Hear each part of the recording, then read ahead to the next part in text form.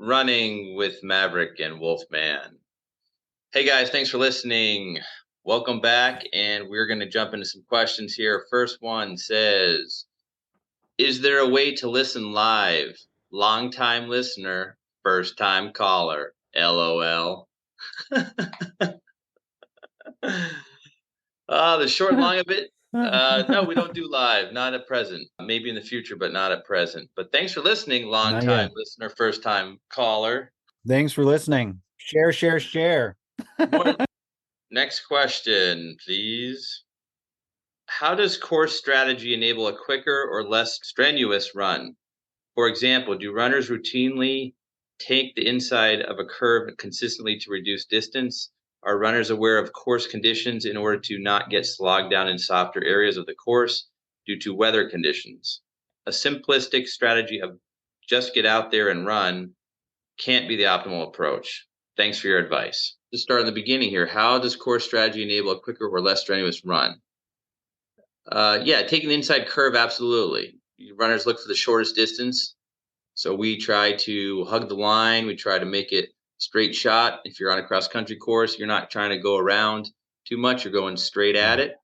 You're keeping an eye on the runner in front of you, seeing what they're doing, where they're going, to see where you can optimize. You're looking for things that are going to be in your way, things that are going to slow you up. For example, if there's a big pile of mud, you're going to kind of run around that if you can. As long as it's not going to add on too much time, you're going to go around water. But once again, you can't always do that. So you might have to run right through it. On a road race, same thing. Shortest distance, you might cross from left side to right side. As long as you're not breaking the rules, you're good to go. Yeah, if you're going to perform, it definitely is helpful to know the course ahead of time. Like you said, find the tangents, know the conditions. Sometimes you're going to have to go through it. Something to keep in mind too, though, is that if it's raining for everybody. It's not just raining for you. I So love some running in the things rain. It doesn't just bother me. It doesn't bother me. happen. It's an advantage. Yeah. I mean, I like a good spring, fall rain. I don't like that, like, oh, it's January and it's raining. That's terrible. Yeah, but absolutely. We're definitely looking for an advantage. And we also, a lot of times, we're sitting back and then we're kicking. What that means is that we're going to draft off somebody. We're going to stay behind them, let them cut the wind a little bit. So it's less work for us, just like you'd see in a cycling race. And then we're going to try to Mhm. move up later. The person behind is definitely doing less work. So most people are going to take advantage of that. And you might have someone doing that to you. You might have someone on your heels that's just going to sit back there the whole time, let you work real hard, and then at the end they're just going to sprint past you. And if they can do it, they're going to do it. Yeah. Now, there are exceptions where you might take the outside lane or you might move out wide. Once again, if it means running through a bunch of mud where you might lose a spike or a shoe because you saw people in front of you lose it, you're probably going to run around that mud and take the extra little, 10 feet in order to keep your spike or shoe on. Absolutely. If you're running track and you have to go out 2 lanes wide to stay with the group so you can still make a move, you might do that. You might run that for a lap or 2. Good question. All right, let's move on to the next part of the question. A simplistic strategy of just get out there and run can't be the optimal approach. Absolutely. It's not typically the approach unless you're new to running, then that might be your approach. Just get out there and do it. But for anyone that's been doing it for a while, they're definitely strategizing. They're definitely coming up with ways to compete better. When you're in a collegiate run or a high school run, you're looking at the other competitors on your team, not on your team, and you're figuring out where you should be. Got anything to add on that? I think it depends too, though. Like, are you going to compete or are you going to race? Anymore, I just show up at a marathon. I'm not getting lost. I'm not going to be winning it. I'll figure it out as I go. I guess that bit me in the butt and for the run for the red, but hey. It's definitely wise to be familiar with the course. Typically, For when sure. someone's used to winning races, they usually are pretty familiar with the course. They either study it beforehand or they ask about it.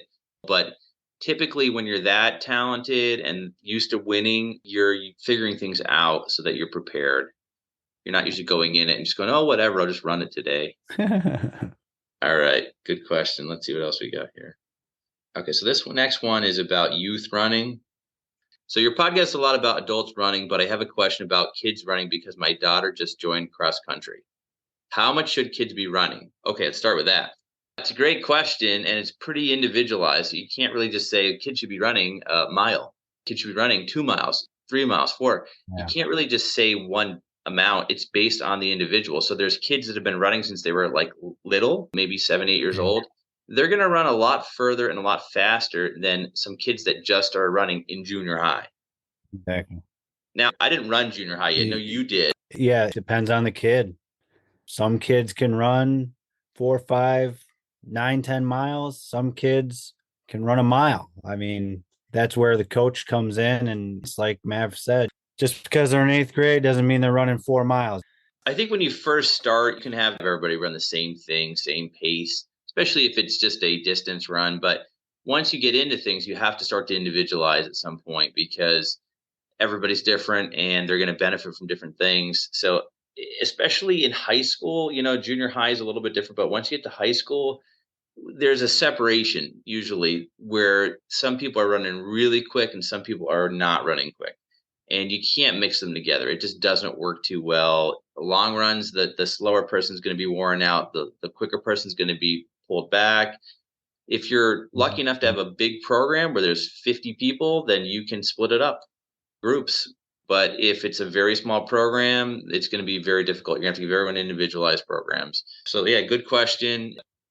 Okay, so if the runner does track, should they keep running after cross country to stay in shape? So they're asking if the runner should keep running pretty much all year long. It's not a bad thing to run all year long, but you can't always run all year long. You might have another sport mixed in between there because some people go from cross country to basketball or swimming and then they get back to track. So it Mhm. depends on what your season's like. You might or might not be able to do that, but it's always good to stay in some kind of shape through some kind of sport or activity. What do you think? No, I agree. I mean, running, fortunately, is one of those things that it is very applicable to most sports. So I do think it's important to mix it up. I don't care for one sport all year round. In my opinion, that includes running. I think you should do something else in the middle if you can, or take some time off. You need that break from the running. It's beneficial. And I hope that made sense. They also want to know about how prone kids are to injuries with running. I think kids are prone to injuries in any sport. They're doing something that they shouldn't be doing or they're doing too much of it. Injuries just happen. So you can't predict them all the Yeah, time. yeah. Sometimes you can see it happening if they're complaining about something, but a lot of times they just kind of happen. Overuse injuries happen all the time. And Yeah, then a lot of times runners yeah, tend to not take care of the injuries. So listen up, take care of your injuries, yeah. especially if you're trying to reach certain goals like running a marathon or a half marathon or a 5K or whatever. You have to take care of injuries. You have to get to see your providers so that you can get them taken care of. Absolutely. Yeah, do as I say, not as I do. You got to take care of this stuff. It might seem like a little basic injury, but if you don't do Yeah. the right thing, you can get an infection, you can get a stress fracture, you can get a fracture, you can get all kinds of stuff. So you definitely have to take care of the injuries and your feet and your ankles, and then you'll be better off because of it. Hmm. Yeah, and I don't know that kids are more prone, but running's very repetitive, like Mav said, and most running injuries come from too much, too fast, too soon. If you're listening to your body, listening to your coach, talking to your coach, if everybody's communicating, you're no more prone, I would think, than anybody else. I mean, just talking from experience, I would say that I have more aches and pains now than when I was younger. So, yeah, I mean, based on patient care, based on my own experiences, I would say kids tend to rebound a lot quicker. So when they do get injured, it's usually a quicker recovery. Or What's that? oh, for sure, for sure. I mean, unless there's some kind of chronic condition or something that needs more investigation, usually kids bounce back pretty quick. Yes. I have found it takes me longer to recover from a long run now. Used to do a long run and could do a workout on Tuesday.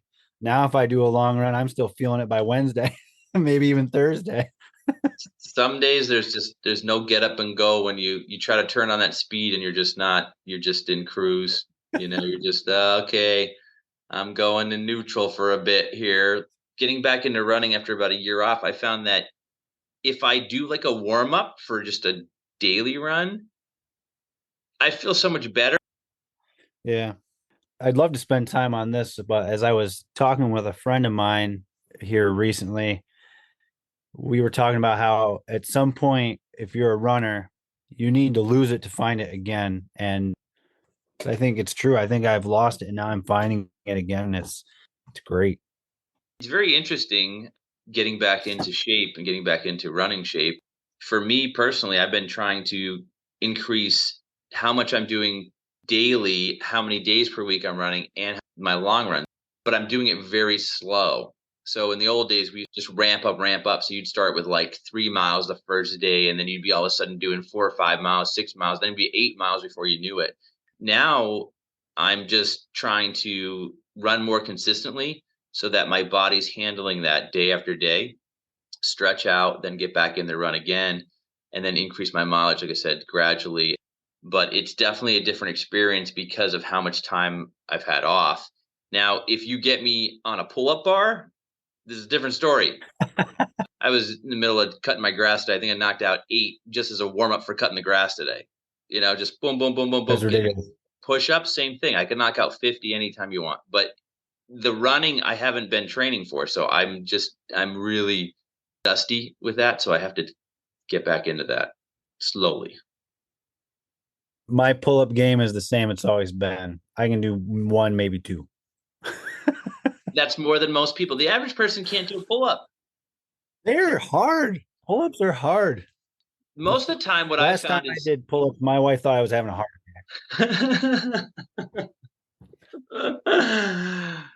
you know what? I found that a lot of people She don't did. She came have. running in from the other room. Are you all right? Yeah. Yeah, no, that's the deal. But the average person can't do a pull up. A lot of people can't do a push up, but you work on it, you're going to get better. Just like running. I mean, whatever you're working on, exercise wise, you're most likely going to get better if you work on it. Most likely. Push ups. I've never had a problem with push ups, but pull ups. Because Let I us got these know, huge quads. listeners. Let us know how many push ups and pull ups you could do. Let us know how long your long run is. That was a fun tangent. All right, all right. What's your favorite non-running exercise or workout? Me?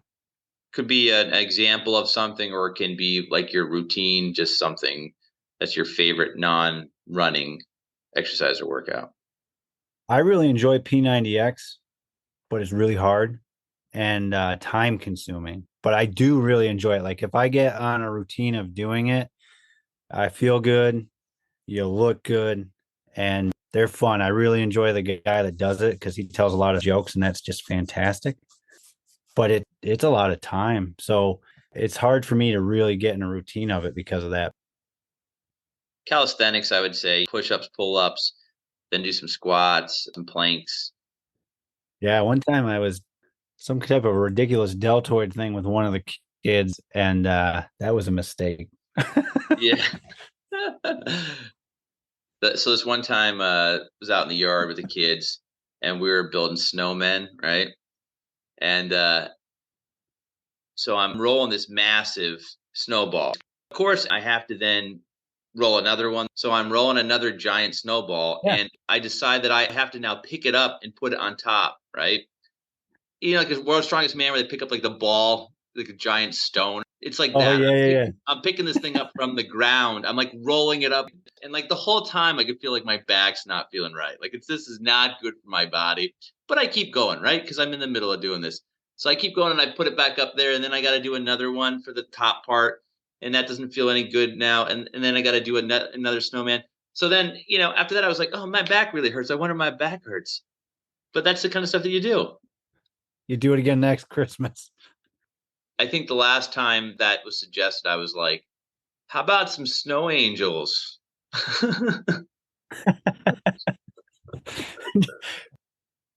Oh, I thought of a question. What's the craziest thing that's come after you while you're running?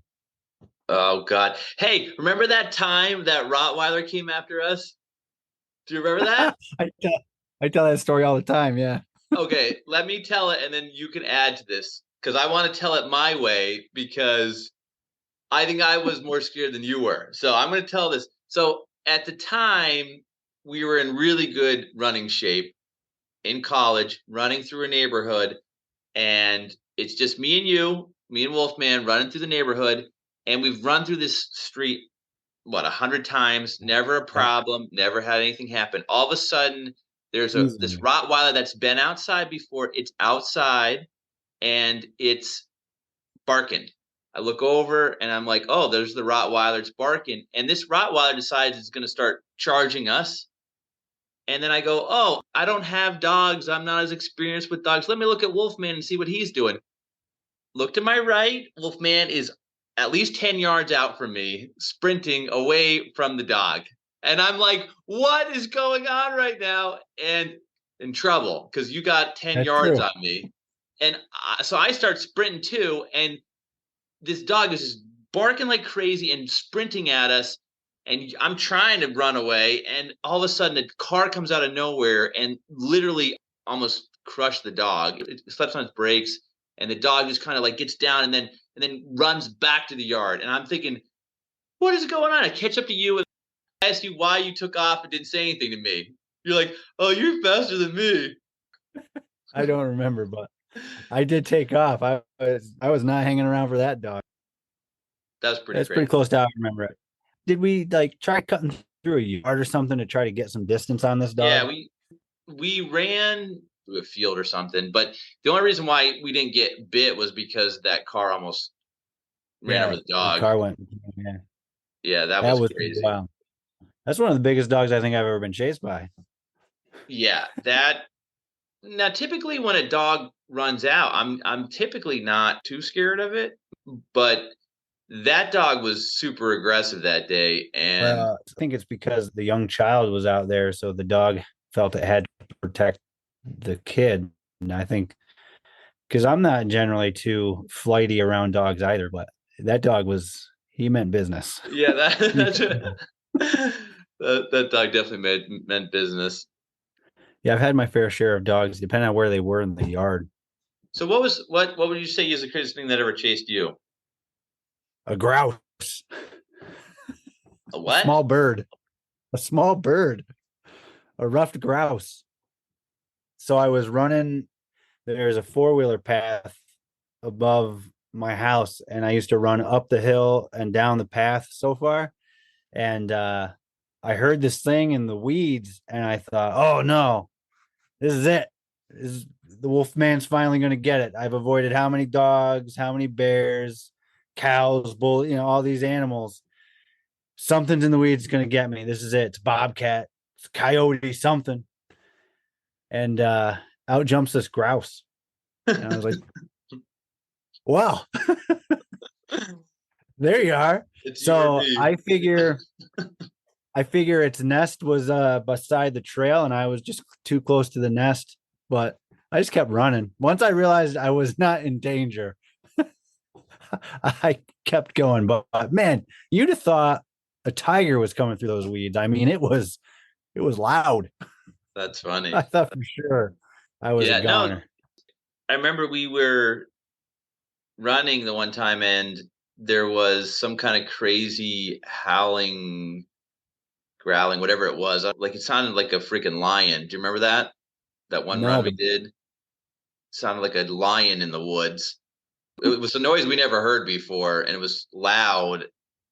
And I don't remember who we were running with exactly, but whoever it was just like, let's go look at that. And I'm like, I'm not figuring out what that was. Whatever that is, we're going to leave that alone. I probably ran the quickest half mile downhill down the mountain that I ever ran because yeah, I did not want to come face to face with a mountain lion or whatever that was that sounded like a mountain lion. I was not looking forward to crossing paths with that out in the middle of nowhere.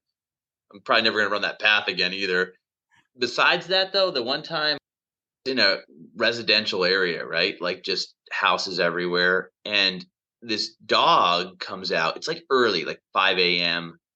I'm running up a big hill, and this dog comes out. Real mangy looking dog. And it's moving funny. It's not moving like any dog that I've seen, right? And I'm like, what the heck kind of dog is that? And I'm getting closer to it. And it just looks just like it hasn't eaten right in a long time and it's like really disheveled and its coloring is weird and it's looking at me real weird, right? It's just eyeballing me and I'm like, I'm running up the hill. I'm tired. It's the end of my run. I'm tired. I'm going up this big hill. God, I wish this dog would just go back in its yard or whatever. So I'm trying to figure out like, is this thing going to eat me or what? And You owed it money.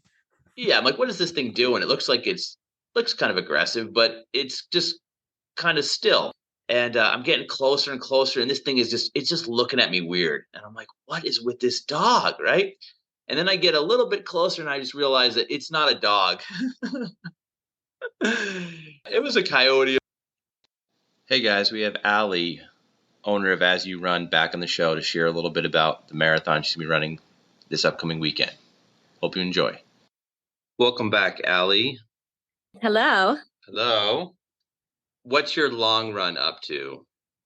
Well, marathon is next week. So I already put in all the long runs that I needed to. I did the 2 20-milers, a couple 18s, a couple 16s.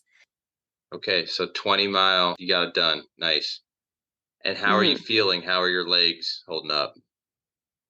I thought that they broke a couple of weeks ago and I was kind of just ignoring it and stretching, going to the chiropractor, doing those things, icing here and there, but not taking it too seriously until I kind of realized I think this is a bit of an injury, like it not just being sore, not just being tight, but a little bit of an injury.